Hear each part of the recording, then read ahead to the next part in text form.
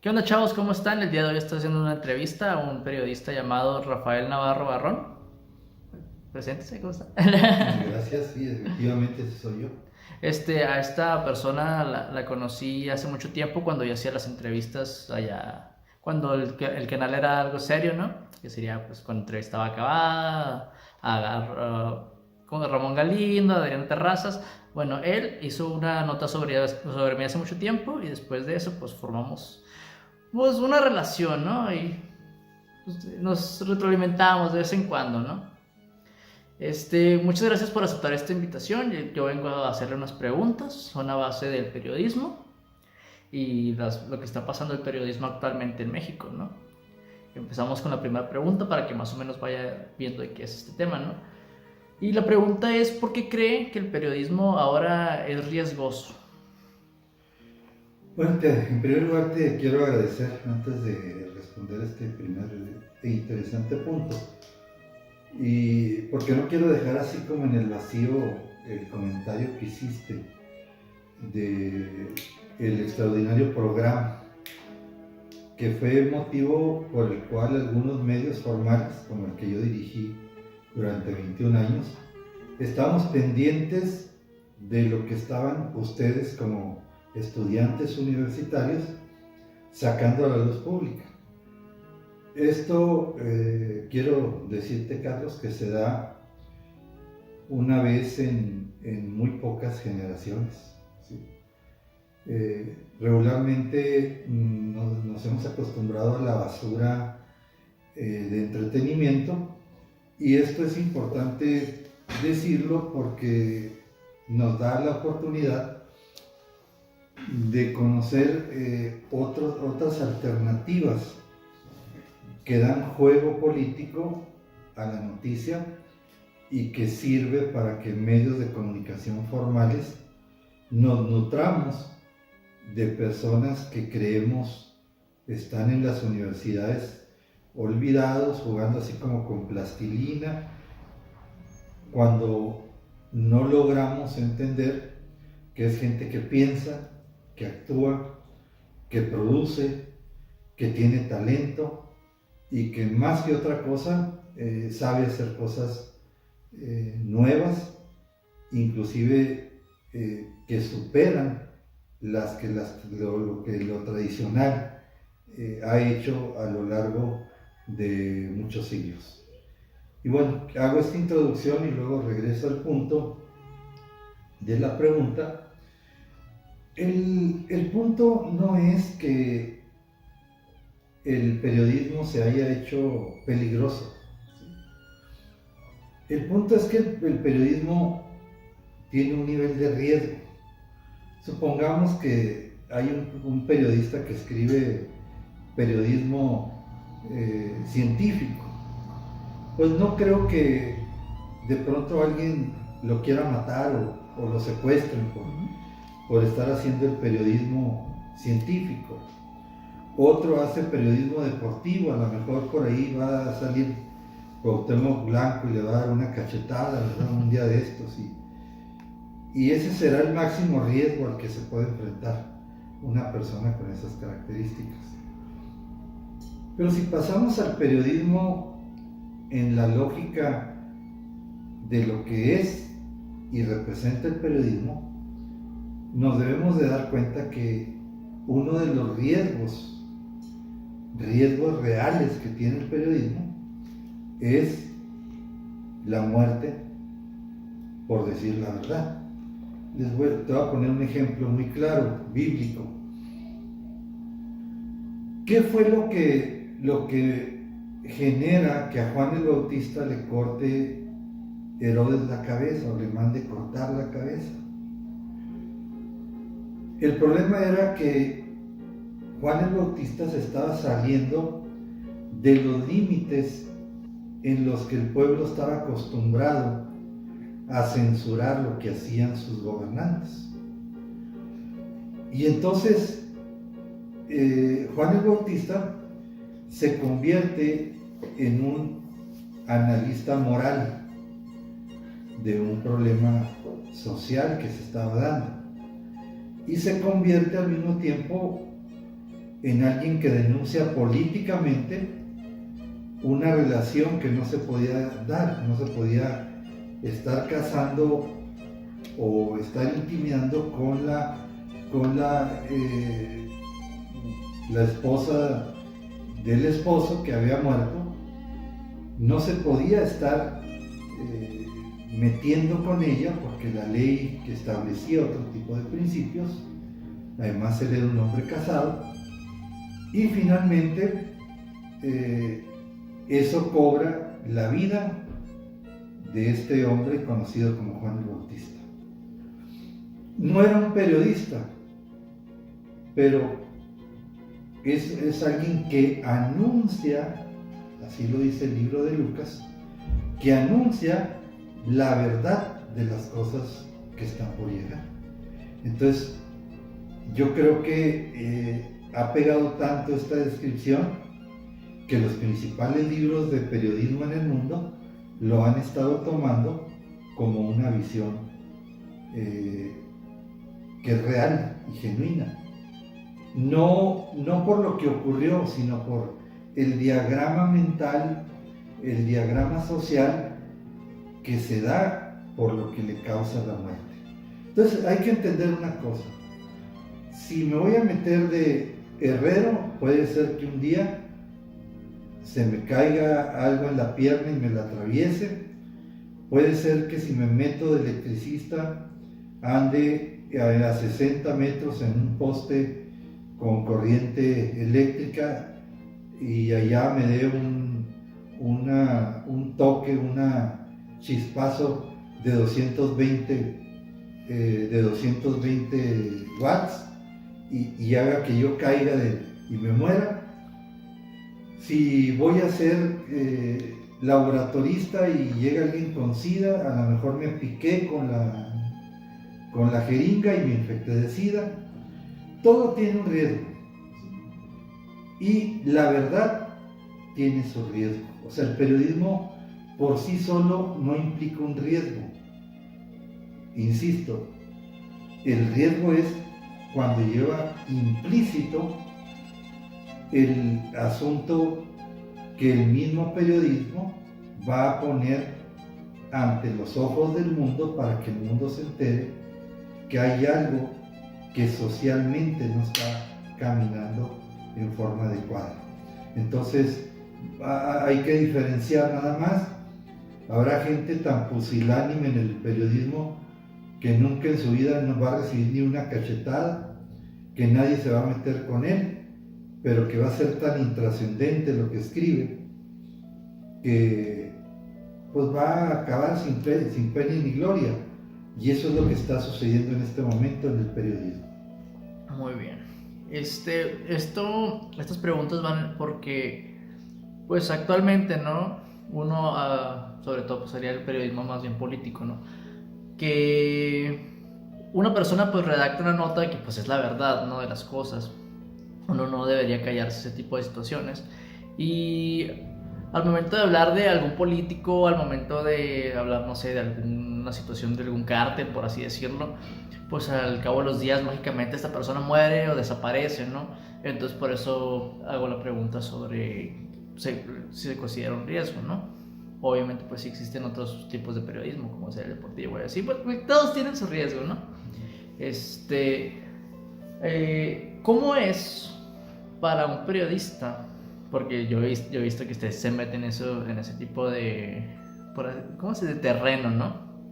¿Cómo es para un periodista día a día saber que algún día puede escribir algo que puede ser peligroso o sencillamente puede morir usted por alguna nota que hizo? ¿Cómo es para usted el día a día de saber que su trabajo puede depender de alguna nota, ¿no? Es que las notas no se valoran por nivel de riesgo, ¿sí? Es que, mire, perdón por la interrupción, Sí, pero, sí, sí. por ejemplo, cualquiera puede escribir una nota, cualquiera puede decir cualquier cosa de un político, y la gente lo va a ver y va a decir, pues X, ¿no? Sí, cierto. Pero a veces llegan a un grado de viralidad, donde ya hasta la misma persona que es criticada, como que dice, caray, todo el mundo está hablando de él. Y como que ahí es cuando ya se sienten atacados y ya le dan importancia a las cosas, y eso es lo que puede causar que el periodista le pueda pasar algo. Sí, lo entiendo. A lo que me refiero es a lo siguiente. Hay un momento en que el ser humano tiene que equilibrar las cosas que va a decir. Es como, te lo voy a poner en un maestro de tu escuela. No los conozco a muchos, pero el ejemplo que voy a poner no lo tengo tipificado como tal, es un ejemplo nada más. Y es un profesor muy corrupto, que acepta dinero, que acepta regalos y que pasa a los alumnos sin ningún problema. Que si una chica la invita a salir y ella sale, queda saldado su calificación final, que ya no se tiene que preocupar. Entonces, estamos hablando de un entorno que se corrompe y de pronto surge un hombre honesto, un hombre íntegro, y confronta al profesor. Y en la confrontación del profesor, el profesor no va a tener elementos de juicio para poder de alguna manera hacer una defensa de su persona, porque no está la persona que lo acusa no está dentro del grupo de personas que hacen tranzas con él. O sea, no está en ese grupo. Esto funciona como si fuera un sistema. Entonces, el sostenerse en esa libertad, y te voy a decir algo muy duro, ya lo he dicho en varias ocasiones, inclusive se ha grabado y no sé si esto importe mucho lo que yo te voy a decir, pero ya lo he dicho en canales abiertos de televisión. Yo fui un hombre muy corrupto desde el punto de vista periodístico, ¿sí? Pero corrupto. ¿Sí? Y tengo muchos amigos igual que yo que fueron corruptos, pero corruptos, ¿sí? Que nos juntábamos para tener actos de corrupción. ¿Cuándo es cuando cambia el esquema de una nación, de un pensamiento, de una visión? Es cuando la conciencia social toma sentido, porque tú no puedes ir a una escuela a estudiar periodismo o a estudiar derecho, a estudiar la carrera que quieras, y el día que vas y tomas, o que haces, que tomas tu ficha para hacer el examen de admisión, tú no pasas el examen porque antes que tú están los hijos del doctor fulano, del senador mangano, del diputado perengano, del presidente municipal perengano. Entonces, tu vida, tu historia, te la están desechando, porque no vas a tener acceso, te van a reprobar aunque no estés reprobado, porque hay alguien más que pagó con corrupción el ingreso a esa carrera. Entonces, cuando uno toma conciencia social, lo hace teniendo como baluarte algo que te sublime, que dices, cuánta gente, y esto que te voy a contar es real. Un día iba yo con el rector Fornelli Lafón, que fue rector de la Universidad de la UACJ. Me dijo, Rafael, le quiero enseñar un laboratorio nuevo que hicimos ahí en Ixa. Lo espero ahí cerca en la entrada donde está la biblioteca. Sí, le dije, pues ahí lo espero. Cuando llego, me encuentro un joven muy parecido a ti, de lentes, bien vestido, limpio. Tenía una caja vendiendo dulces y cigarros. Entonces cuando llego y le pregunto, digo, perdón, ¿me puedes vender unos chicles? Me dan los chicles, digo, perdóname, tú eres estudiante de aquí. Y me dice algo terrible, me dice, no pude estudiar y ahora me dedico a vender chicles y chocolates y todo. O sea que tú les vendes a los futuros abogados y los especialistas en literatura y música y todos los que iban a surgir de aquí. Sí. Y en eso llega el rector. ¿Cómo está, Robert? Véngase. Rector. Espérame. Sí. Este joven vino a hacer el examen. Lo reprobó. Vende dulces. Y no tiene una oportunidad más que usted. ¿Se la puede dar? Y se le queda bien, dice. Dame tu nombre y lo apunto. Ve mañana a rectoría y te atiendo. Y entró a estudiar. ¿Sí?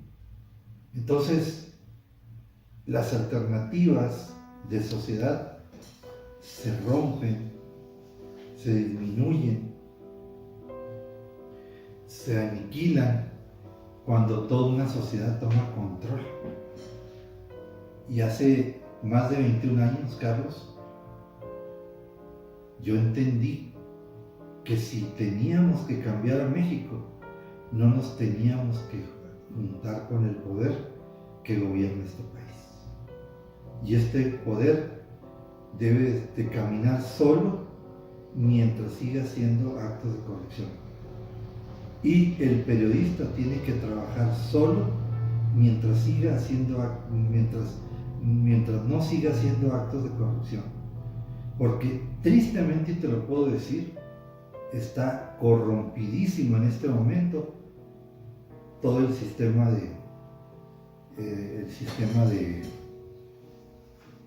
de hacer noticias.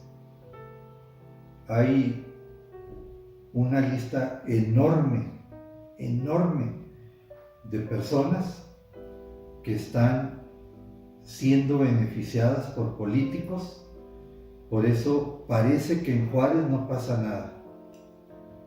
Y esto es algo delicadísimo que esté ocurriendo en nuestro Juárez. Que estemos bajo una condición grave de corrupción y otorgándole a un poder todo lo que el poder quiera hacer sin que nadie le ponga un freno. Aquí se puede comprar, se puede vender, se puede mentir y no pasa absolutamente nada porque no hay un poder, no hay un cuarto poder que tenga los suficientes pantalones para poderles hacer frente. Muy bien, entonces, sin salirnos del tema de la universidad, de hecho, tomando en cuenta que lo que usted dice, pues actualmente el periodismo pues puede ser muy corrompido, ¿no? Por ese tipo de gente, porque ya siendo acá pues sinceros, ya hasta es el día a día, ¿no? Ya es muy normal, ya es como respirar en este país, entonces ya es como que no es nada raro, ¿no? Pasamos a la siguiente pregunta para ya no alargar tanto.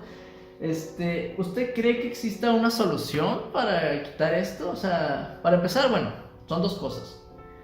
El riesgo de que un periodista pueda ser perseguido por algo que dijo, ¿no? Y también el riesgo de que sea comprado. ¿Tendríamos que resignarnos o simplemente ya sería pues, retirarse y no correr ningún riesgo? No, es muy difícil porque, en primer lugar, no se puede negociar la conciencia de una persona que tiene conciencia. ¿Sí? Yo te conozco periodistas de aquí de Juárez, que así le pongas $1,000,000 en la mesa, no te los van a agarrar. Ese es el nivel de ética que tienen. Y pueden traer los zapatos rotos, pueden estar viviendo en casas de renta y no te agarran ese dinero. Entonces, este es de riesgo. Tengo un amigo que ahorita está viviendo en España a raíz de un libro que escribió en relación con el narcotráfico. Lo amenazaron y lo mandaron para España. Está Olga Wormar, la autora de Felipe el Oscuro, el reciente libro de la vida como presidente de Felipe Calderón, que aunque ella no tiene su residencia aquí, pues está en su país de residencia, porque sabe los riesgos en los que implica, ¿no? Está escribiendo en contra de Genaro García Luna. Y hay otros periodistas que conozco, otro amigo mío que está en este momento en Canadá, a raíz de que en 2008 a él y a un grupo de periodistas, entre ellos a un servidor, nos amenazaron de muerte después del asesinato de noviembre del 2008 de el periodista conocido como El Choco.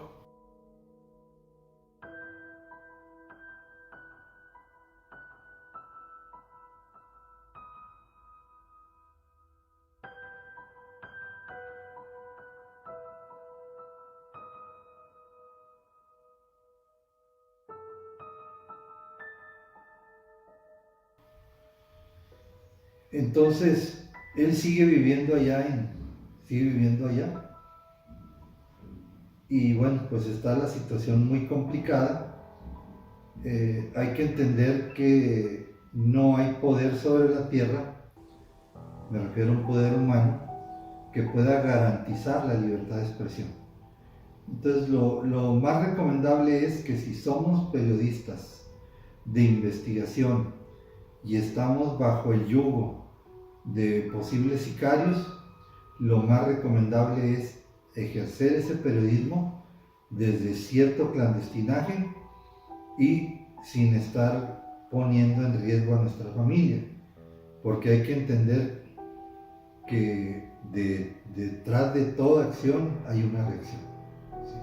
Entonces, no se trata de claudicar, se trata de ser inteligentes en el manejo de lo que vamos a hacer. Está el caso también de lo que sucedió con los jardines del Edén. Lo de esta también periodista que escribe en relación con un grupo de pederastas de allá de Yucatán y que es encarcelada, ¿verdad? La agarran y se la llevan presa hasta Puebla y es Isabel, ahorita recuerdo el apellido, y es golpeada, es severamente torturada, y ahorita ella es la que tiene bajo seguimiento a quienes le hicieron eso, entre ellos al Gober Precioso, gobernador de Puebla. Entonces, es importante saber que la justicia también va dirigido a los periodistas, pero no sucedió con lo de Miroslava.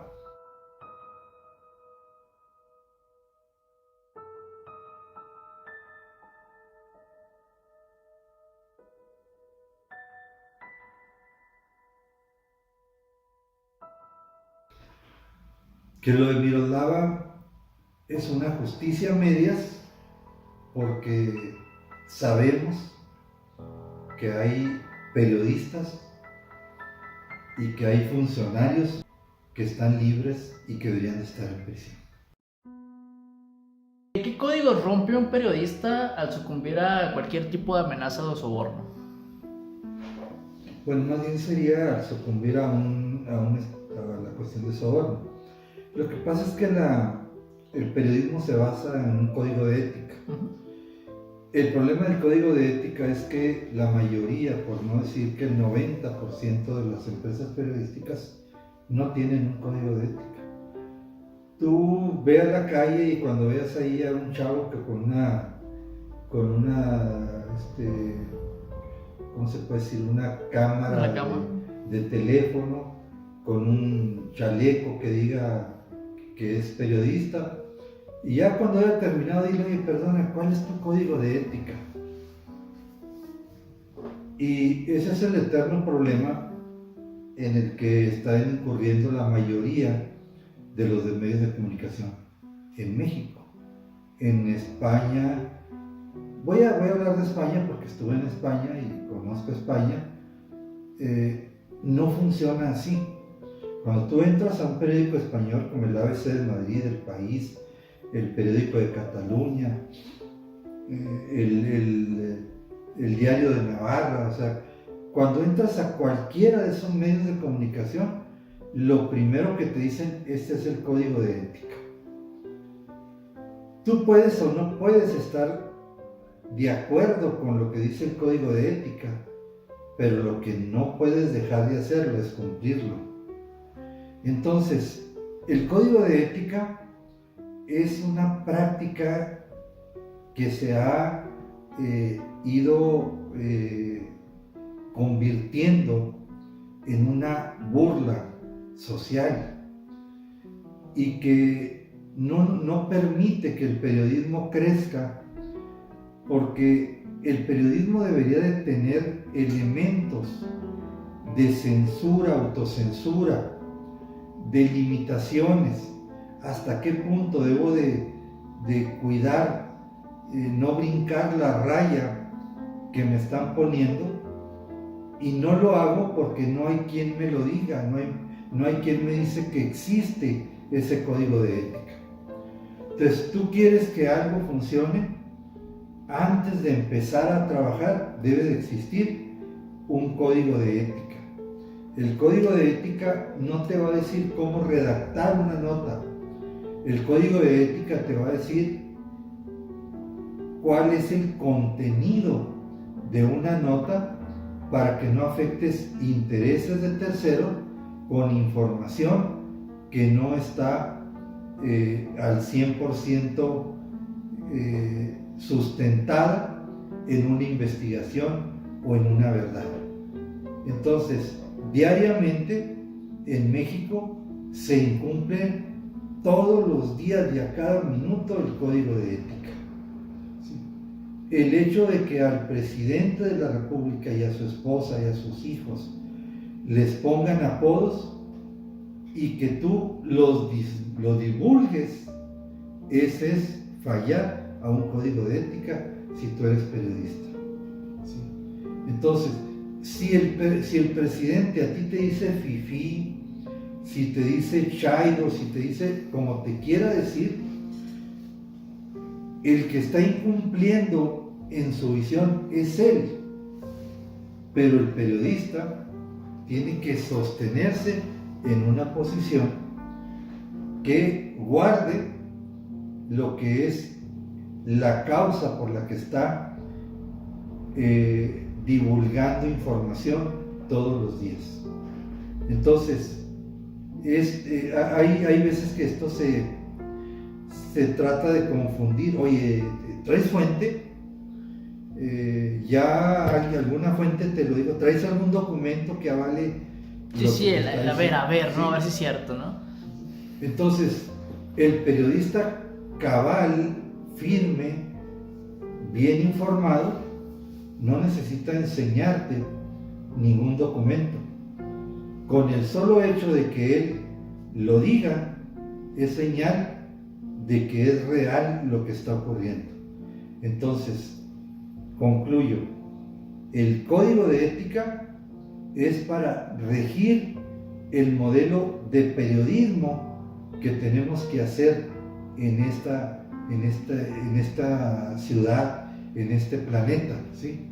No es para autocensurarnos. La gente le da miedo. Ay, no, es que el código de ética dice que no. No, espérame.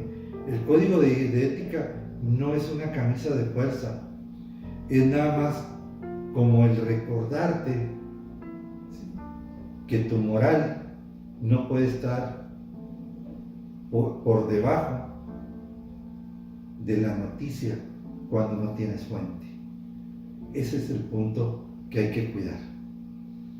¿Los líderes políticos corruptos son más un riesgo para un periodista que el crimen organizado? ¿Esto es un mito o es una realidad? Es casi igual.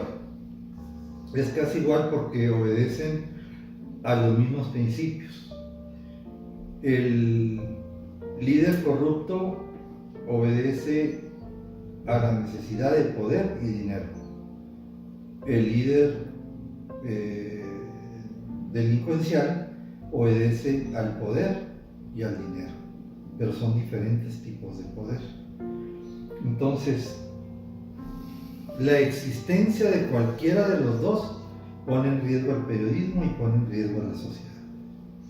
Muy bien. ¿Usted qué cambiaría para poder garantizar la seguridad del periodista y que no haya oportunidad de que la corrupción llegue a estos? Bueno, yo he pensado, y no nada lo he pensado, lo he escrito, que tenemos que llegar a un verdadero proceso de depuración donde la carrera de periodista sea de alguna manera analizada por un colegio de periodistas.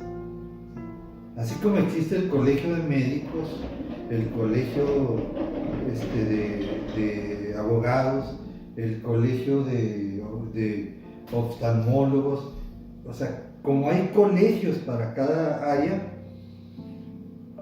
el periodismo debería de tener un colegio que estuviera regulado por las autoridades, que no fuera un colegio a la altura o a la amistad que el gobernante tiene con el periodista en turno, ¿verdad?, sino generar un verdadero colegio que analice los niveles de preparación, inclusive psicológica, que tiene el periodista. Te sorprendería de saber que hay muchos periodistas que no tienen un equilibrio mental. Muchos periodistas, ¿sí? Tú los ves en la televisión todos los días dando noticias, pero no tienen un equilibrio mental. Pues es como el arte, ¿no? Como los libros, como los escritores, como los artistas, ¿no?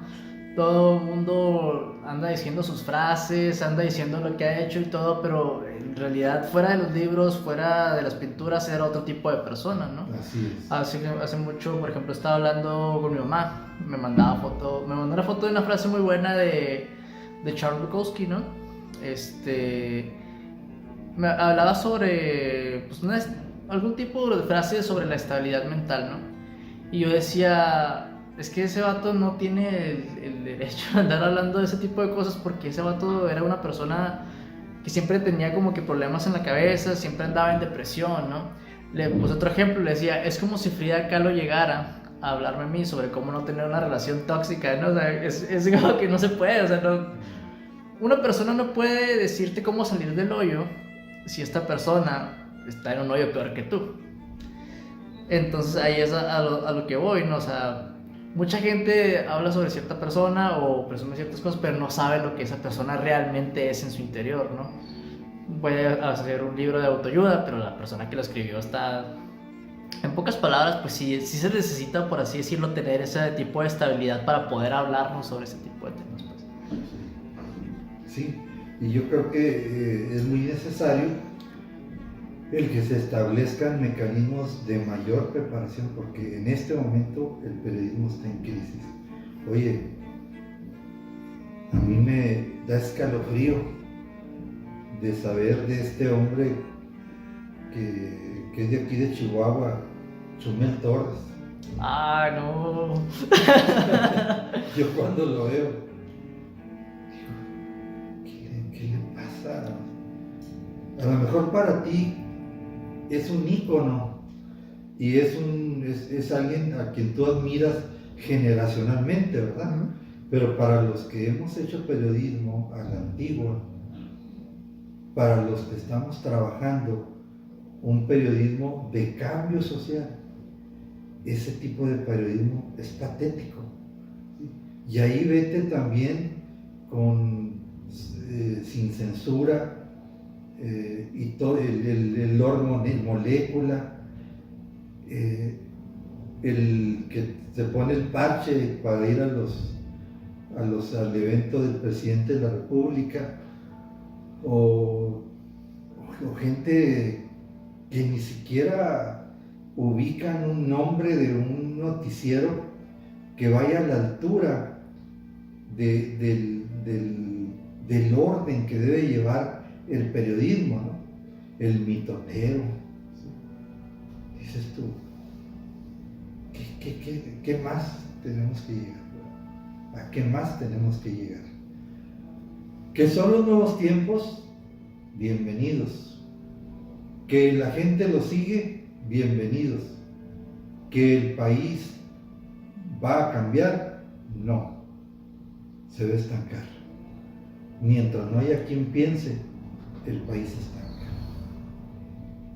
Sí, no, sí, golpeó a mi ídolo. Nada, pues bueno, es que pues sí, la perspectiva de cada quien, pero no es la primera vez que vemos que la vieja guardia del periodismo hable de los nuevos, ¿no? Y la verdad, pues se respeta, yo lo veo bastante y digo, es que sí tienen razón, o sea, sí entiendo sus puntos, ¿no?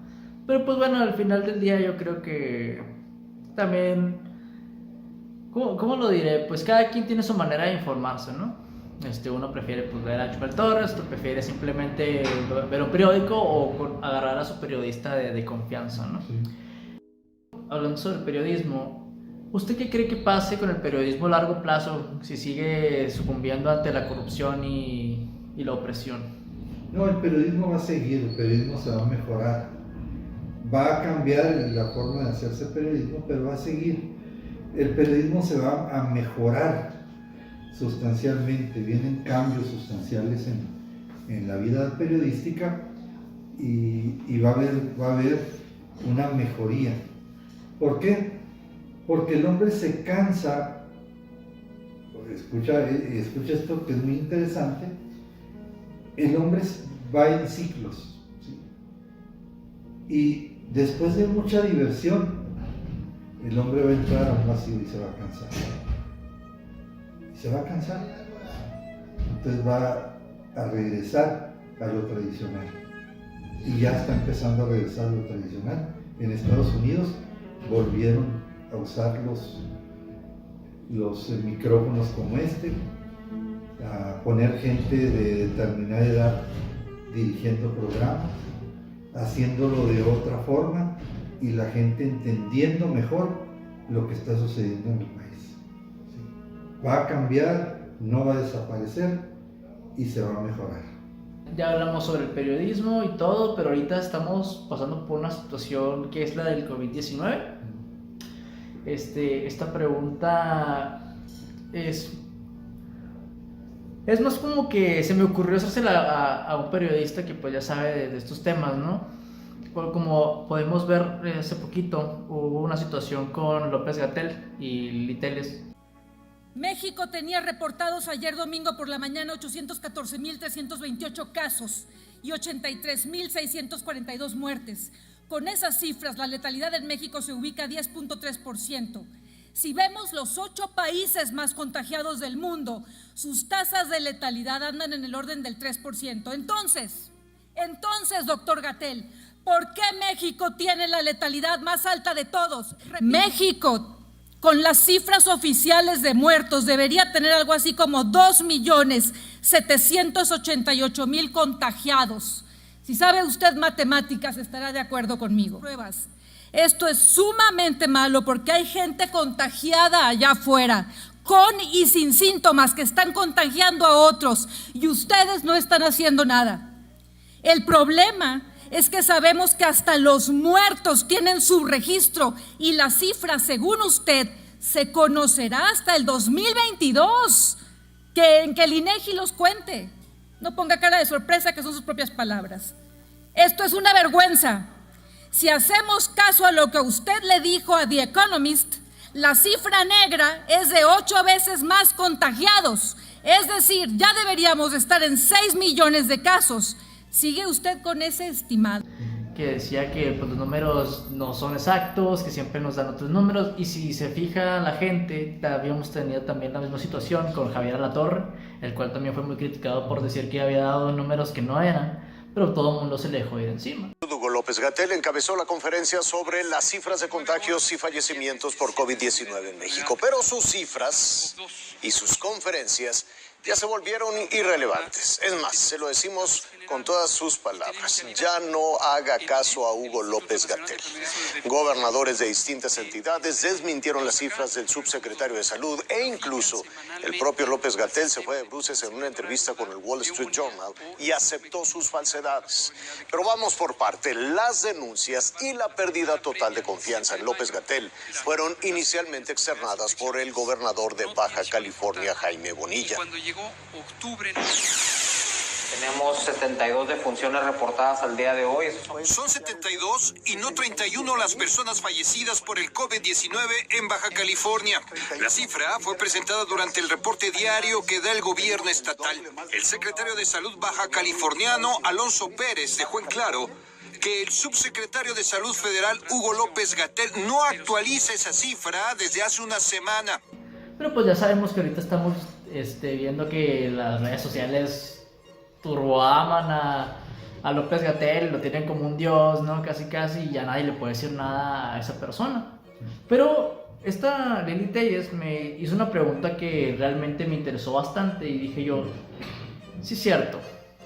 Dijo, ¿eres ciego o nos estás mintiendo? Y aquí es donde viene esta pregunta. ¿Existe una relación entre la desinformación del COVID y la política? ¿O simplemente nuestro sistema de salud es incompetente para realizar una medida en nuestra situación actual?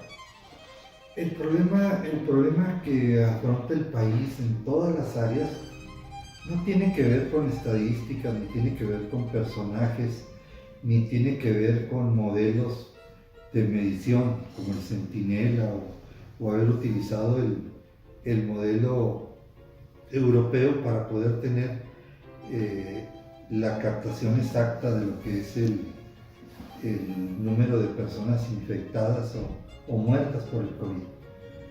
El problema es el mismo de México, es el mismo del periodismo, el mismo de la calle de aquí afuera, el mismo de la ciudad Juárez, lo mismo, ¿sí? Estamos viviendo dentro de un caos social mal hecho, maltrecho, que todavía a mí me sorprende. Llega uno al ISSSTE y dice, oiga, ¿me puede dar mi expediente médico? Porque voy con el especialista.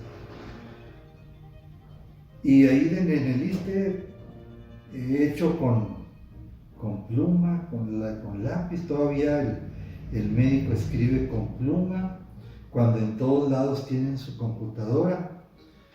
Un sistema, ¿no? Ya tienen un sistema ya bien hecho y derecho. Entonces estamos hablando de sistemas maltrechos, ¿sí?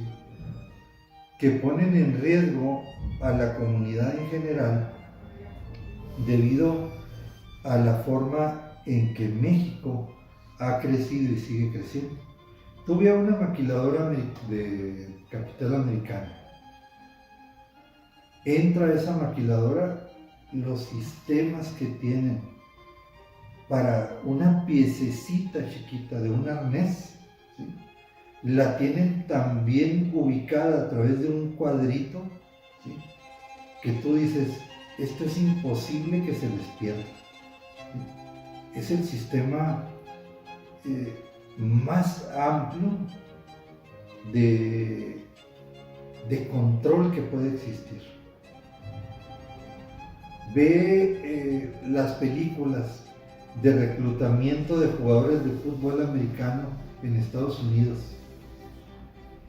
Los reclutadores andan de campo en campo con sus equipos de medición para saber en qué condiciones está cada jugador que van a contratar.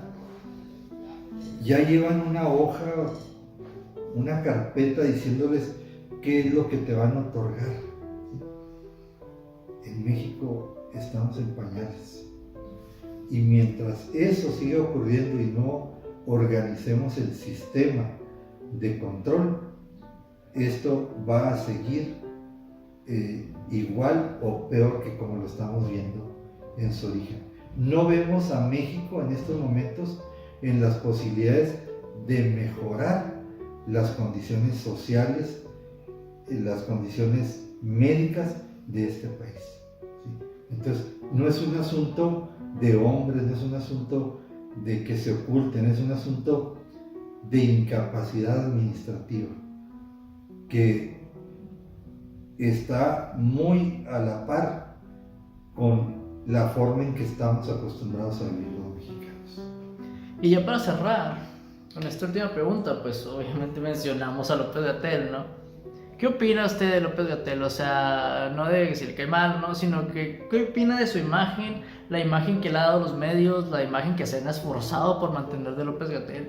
¿Usted cree que se usa para, o sea, se usa, por así decirlo, de manera, pues adrede, ¿no? Se usa de manera adrede para, por así decirlo, levantar la imagen que tiene Andrés Manuel? No estoy seguro.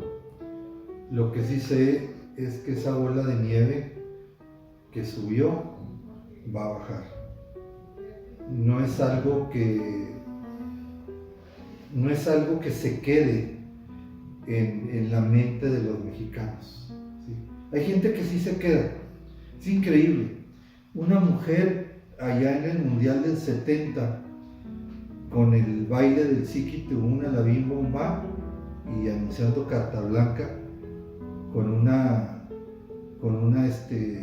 microscópica playera, hasta la fecha se ha quedado en el corazón de los mexicanos. La muerte de Juan Pablo II, que paralizó a todo el mundo, que generó que gente se quitara la vida al no soportar vivir en un mundo sin el Papa, que lloró y hubo 3 días de luto nacional donde no hubo trabajo, no hubo nada, porque el mundo estaba con la tristeza más grande. ¿Sí? Muchos cristianos evangélicos regresaron a ser católicos. ¿Sí? Y a pesar de todo eso, las cosas pasaron y ya nadie se acuerda de él. Así va a pasar con López-Gatell.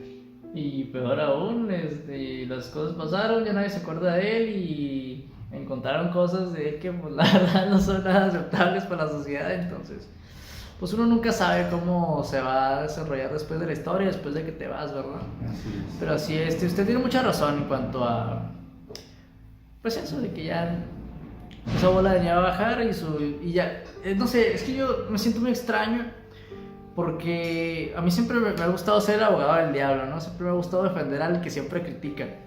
Entonces a López-Gatell todo el mundo lo amaba, y cuando pasó lo de Javier Latorre, todo el mundo lo criticó, le dijo de cosas, ¿no? Y yo investigué y dije, pues sí es cierto lo que dice, ¿por qué lo critican tanto?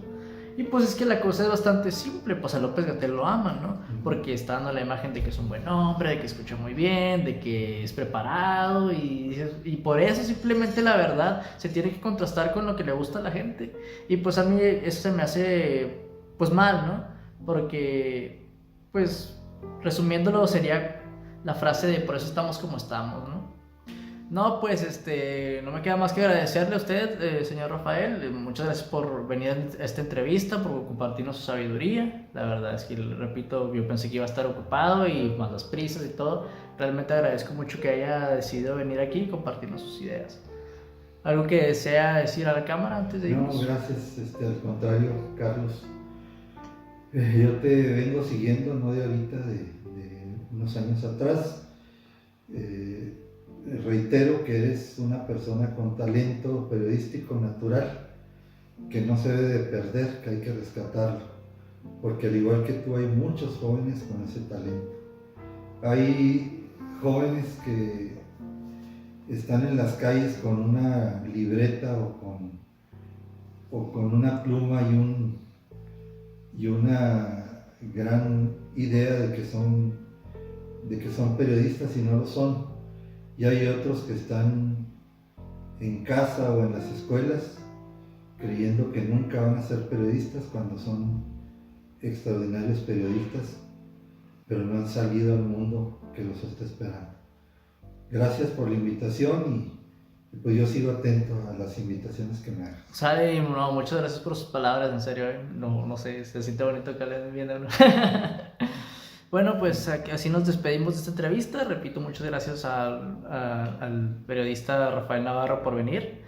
Y pues esto fue todo. Infórmense más. No se dejen guiar más por lo que diga la gente. Búsquenle.